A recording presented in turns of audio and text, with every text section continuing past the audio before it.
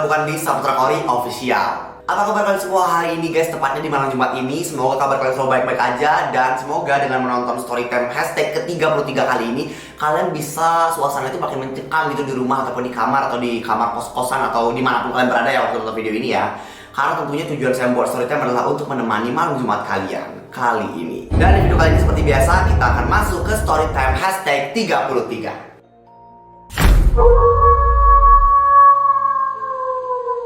Dan sekarang sebelum masuk ke videonya, di sini gue mau ngingetin lagi buat kalian semua. Tak henti-hentinya nih gue ngingetin, tiap video gue selalu gue ingetin. Buat kalian semua yang mungkin belum pencet tombol subscribe-nya, bisa langsung dipencet sekarang juga. Gue kasih waktu 5 detik dari sekarang. Oke guys, thank you banget buat kalian semua udah mau pencet tombol subscribe-nya. Dan sekarang langsung aja tanpa panjang lebar, kita bakal masuk ke Storytime hashtag 33, tepatnya di cerita yang pertama.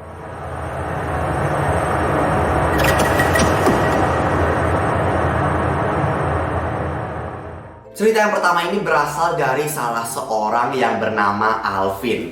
Hai kak, kenalin nama aku Alvin. Kayak nama Cipmang ya, Alvin. Jadi di sini aku ingin menceritakan pengalaman hororku pada saat aku ke kampungku. Jadi gini, dulu sewaktu aku masih SD, aku dan mama papaku pulang ke kampung. Ya biasalah, temu kangen sama keluarga yang lain. Saat aku sampai di kampungku, tidak ada hal yang aneh sama sekali. Semua berjalan seperti hari biasanya. Akan tetapi, kehororan baru dimulai pada malam harinya. Wih, kenapa horor selalu malam hari? Ada yang tahu nggak? Jadi kayak di film hantu, kenapa kebanyakan malamnya? Kenapa hantu selalu keluar malam? Kenapa nggak keluar pagi? Kan bisa senam zumba atau semacamnya gitu ya. Pada saat itu aku habis mandi dan pergi bermain dengan sepupu-sepupuku yang lain. Kita main sore hari sekitar jam 5:30 sampai hari mulai malam. Di saat kami ingin menyudahi permainan kami, dikarenakan hari sudah agak gelap, aku dan sepupuku melihat ada cahaya seperti api dari dalam hutan. Apaan, ada orang persami nih ceritanya nih. Kami penasaran dan kami coba untuk mengintipnya. Tadi sangka ternyata itu adalah orang yang melakukan ritual menjadi kuyang. Sama ya, berarti kayak leak di Bali ya. Kalau misalnya di Bali ada yang mau jadi leak, itu biasanya dia bakal iniin bola api yang biasanya disebut dengan apa ya, aku lupa sebutannya. Apa sih namanya? Lupa deh Bikin mikir aja nih cerita nih. Apa sih namanya bola api kok di Bali? Lupa deh pokoknya. Itu deh kalau misalnya mau jadi leak gitu, biasanya ada bola-bola api gitu. Ternyata kalau misalnya jadi kuyang juga sama kayak gitu ya. Oke, next. Di saat itu kami terkejut setengah mati. Bahkan sampai-sampai ada salah satu sepupuku sedikit bersuara. Dan itu didengar olehnya. Ini kuyang. Pada saat itu dia sudah berubah menjadi kuyang dan dia sudah melayang-layang. Melayang nggak tuh, tinggal isi benang layangan aja. Lalu saat dia mendengar suara sepupuku tadi, dia perlahan menoleh ke arah kami dengan wajah yang sangat seram. Rambutnya panjang dan di tubuhnya hanya ada organ-organ dalam seperti usus, jantung dan lain-lainnya. Aku dan sepupuku takut dan kami lari tak karuan. Kalau gue sih gue samperin, gue ambil ginjalnya, gue jual, dapat 1 miliar no. Kami dikejar serta dia mengeluarkan tawa yang serem banget kak.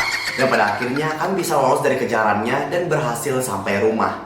Kami langsung menceritakan kepada orang tua kami dan akhirnya dilarang untuk kesana lagi. Salah satu sepupuku ada yang terkena cipratan darah dari kuyang itu. Cipratan darah. Gue darah sendiri jijik ngeliat ini darah kuyang. Darah kuyang apa enggak? Keesokan harinya dia pun langsung sakit demam. Karena hal itu kami jadi trauma bermain sampai malam. Berarti ada cerita di balik ini untuk tidak bermain sampai malam lagi guys ya. Oke guys ya, itu cerita yang pertama tentang kuyang. Merinding juga ya karena gue nggak pernah melihat sih. Ya bukan berarti pengen lihat sih. Maksudnya nggak pengen lihat juga, maksudnya ngerti lah maksud gue. Oke, kita next ke cerita yang kedua.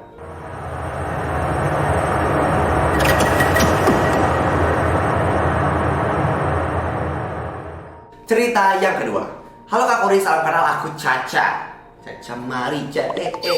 Canda Caca. Aku mau nyumbang cerita nih. Azek nyumbang, apaan sponsorship lu nyumbang cerita buat Storytime ya. Oke, Caca. Jadi cerita ini aku alamin pas aku nginep sama teman-teman aku. Saat itu adalah hari Sabtu dan mereka pada nginep. Karena semuanya boleh nginep, jadi kita pulang sekolah langsung ke rumah temenku. Kita nginepnya itu berempat ya. Ada aku, Cela, Kalista, dan Dela. Dan kita nginep di rumahnya Cela. Pas siang keadaannya itu masih baik-baik aja, tapi pas malam kita mulai ngalamin hal-hal yang horor. Aku sama Cella tidur di atas maksudnya di kasur, bukan di atas genteng. Ngapain benerin bocoran lu? Kalau Della dan Kalisa tidurnya di bawah alias di karpet. Bentar, ini yang punya rumah tidur di mana? Oh, yang punya rumah tidur di atas. Untung aja. Ya, oke. Kita di jam 9 masih nonton anime, Kak. Dan tiba-tiba kita dengar suara perempuan gitu. Dia bilang kayak gini. Lagi ngapain? Serem gak tuh lagi ngapain katanya? Nanya mulu kayak gebetan aja lu. Karena Della itu iseng, dia malah bilang, kamu nanya? Ini seriusan nih. Yang bilang bercanda lagi nih. Oke, si Della bilang kamu nanya. Terus tiba-tiba laptop kita nutup dengan sendirinya. Karena kita takut jadinya tidur dan gak lanjutin nonton anime itu lagi. Kita bangun jam 2 pagi karena ada suara barang yang terjatuh yang kenceng banget suaranya. Kita takut ada sesuatu di luar, jadinya kita ngecek bareng-bareng. Pas keluar, kita langsung lihat ada pocong sama kuntilanak di pojok ruangan. Jadi satu gak tuh? Collab kali itu pocong sama kuntilanaknya. Kita syok dan Kalista pun pingsan. Besok paginya kita langsung ke gereja karena takut ada yang ngikutin. Dan pada saat pulang dari gereja, kita masih nginep karena ternyata hari Senin sampai Rabu itu libur. Alasan aja lu. Kali ini kita nginep di rumah Della. Kita ke rumahnya si Della sekitar jam 4 sore. Lalu saat kami sampai di sana, kami beres barang di kamarnya buat kita tidur. Jadi kita tidurnya itu di atas lantai gitu. Sebelum tidur kita jajan dulu buat nonton nanti malam. Nonton lagi. Ya udah deh. Tapi pas sampai di Indomaret itu kita melihat kuntilanak yang semalam senyum ke arah kita. Mampus. Tapi kita ngebiarin aja dan pura-pura nggak lihat karena udah capek. Sampai di rumah kita langsung ke kamar dan nonton anime bareng. Di pertengahan nonton tiba-tiba Della kesurupan kuntilanak itu. Karena kita panik kita langsung siram Della pakai air minum. Untung bukan air raksa ya teman-teman. Air minum untungnya nih. Kalau air raksa Della beneran jadi kuntilanak sungguhan nih. Join the club jadinya dia. Setelah kesurupan dia muntah-muntah dan tidur karena kecapean. Dan kita pun ikut tidur karena takut. Hari berikutnya kita udah nggak digangguin lagi kan. Wah mungkin di sini ada sebuah pesan moral yang tersirat di mana ya lu nggak boleh nginep mulu anjing, lu harus pulang karena lu punya rumah. Jangan kayak orang nggak punya rumah lu nginep mulu kerjaannya. Makanya digangguin kuntilanak. Oke, kita next ke cerita yang ketiga.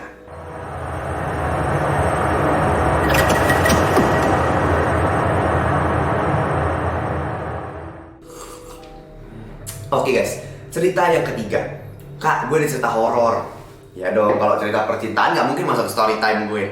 Cerita horor ini dialami sama followers gue ini. Jadi ceritanya kayak begini. Oke, jadi suatu hari sekitar jam 10.30 malam gue masih bangun. Bilang aja nama gue Gaby ya. Oke Gaby, jam 10 malam gue kan belum tidur tuh, cuma lagi nge-scroll TikTok. Singkat cerita, gue keluar kamar untuk minum. Tapi pas gue mau minum, gue lihat ada sosok yang tinggi dengan besar dan kukunya panjang.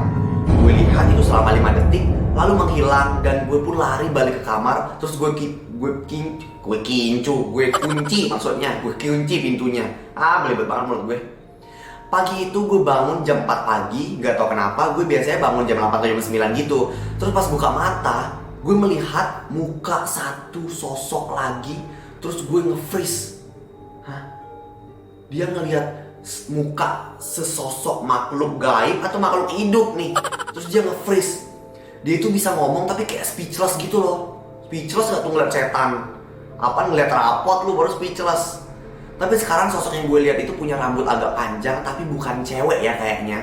Terus gue lari keluar dan gue lihat mama gue lagi masak.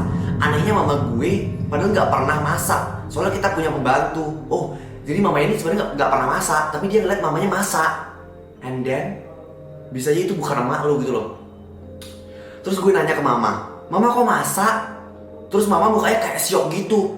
Mama gue cuma taruh makanannya di meja terus cuekin gue gitu aja. Lalu gue ingat laptop gue di kamar orang tua. Tapi pas gue masuk, mama gue masih tidur.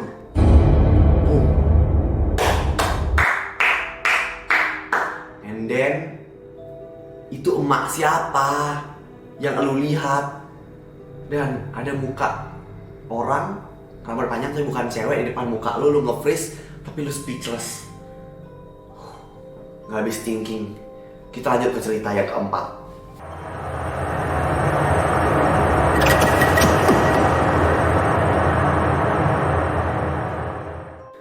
Oke, cerita yang keempat. Kak, aku mau cerita.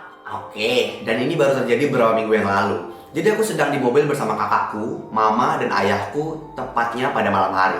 Di situ aku duduk paling belakang bersama kakakku. Lebih tepatnya, kursi di tengah itu aku turunin untuk sandaran kakiku. Ya kalian ngerti sendiri lah ya. Jadi dia duduk paling belakang, habis itu kursi tengah-tengah tuh diturunin buat naruh kaki dia di depannya. Aneh nih orang nih. Lalu pas aku main HP, di situ ternyata ada yang menarik jilbabku. Aku kira itu adalah kakakku, tapi ternyata tidak. Pada saat aku lihat, ternyata kakakku sedang tertidur. Di situ aku mengira dia mengerjaiku. Beberapa menit kemudian, ada tangan dari belakang yang menyentuhku.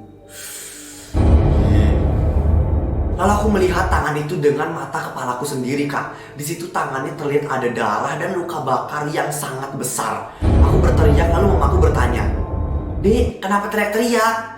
Aku menjawab, ada tangan di sana, ada tangan. Lalu aku kembali melihat dan udah nggak ada lagi, tangan itu udah hilang. Setelah itu beberapa menit kemudian kakakku berteriak, katanya ada tangan yang berdarah dan luka bakar yang sama seperti yang aku lihat tadinya. Lalu kakakku berteriak lagi, ada yang menyentuh kakinya dan kulihat ada 3 goresan di kakinya. Lalu dari situ aku dan kakakku trauma naik mobilku sendiri. Entahlah. Oke. Pelajarannya jadinya trauma naik mobil sendiri ya. Padahal kan nggak tahu ya, apakah kalau misalnya lu beli mobil bekas bisa aja cerita di balik mobil lama itu yang masih terbawa sampai lu pemilik mobil barunya gitu. Harus selidiki sih kenapa bisa kayak gitu ya.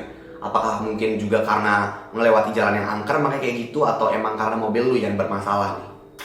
Oke, kita lanjut ke cerita yang terakhir.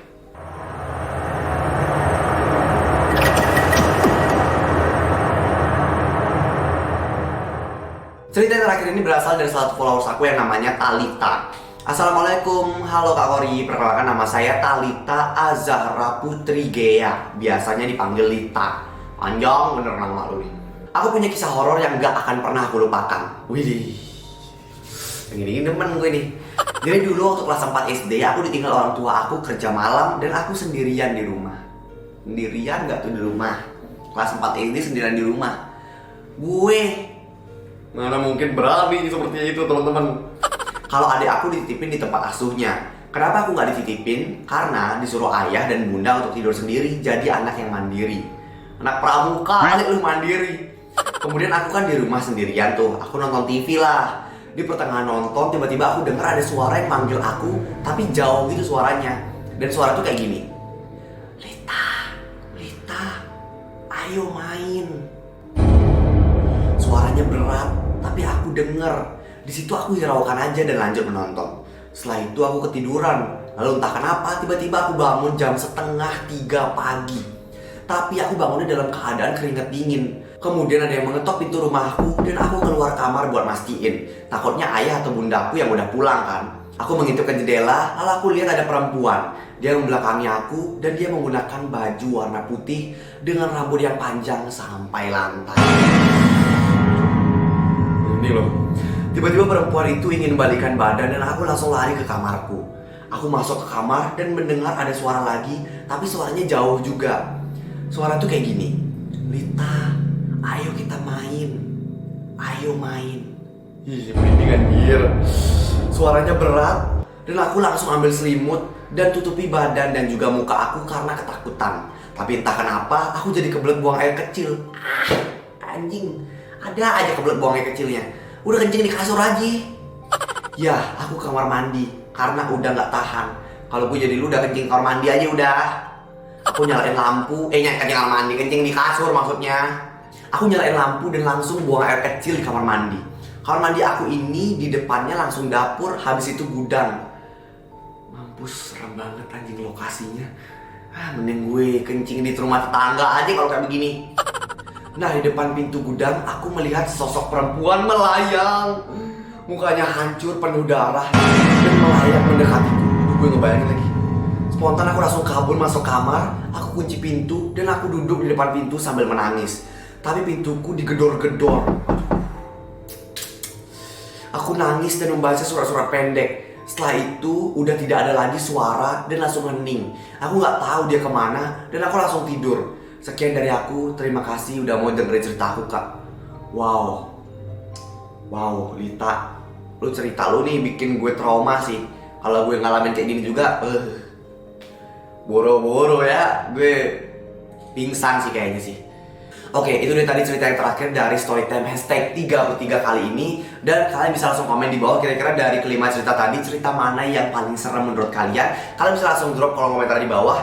Dan juga sebelum mengakhiri video di sini gue mau ngingetin buat kalian semua yang mungkin belum pencet tombol subscribe-nya, bisa langsung dipencet sekarang juga. Gue kasih waktu lagi nih 5 detik buat kalian pencet tombol subscribe-nya dari sekarang. Oke guys, thank you banget buat kalian semua udah mau pencet tombol subscribe-nya di akhir video. Dan sekarang sebelum mengakhiri video, gue mau ngingetin buat kalian semua yang mungkin punya story time, cerita-cerita horor, konten-konten yang menarik, ide konten, kritik, saran, dan pendapat yang ingin kalian sampaikan ke gue, kalian bisa langsung menyampaikan lewat WhatsApp dan juga email yang ada di bawah sini. Gue dan tim selalu menunggu setiap kritik, saran, dan juga ide konten requestan dari kalian, serta storytime kalian untuk selalu kita bacakan setiap malam Jumat. Itu dari gue untuk storytime hashtag 33 kali ini. Selamat malam Jumat dan hati-hati di pojok kamar kalian. Bye-bye.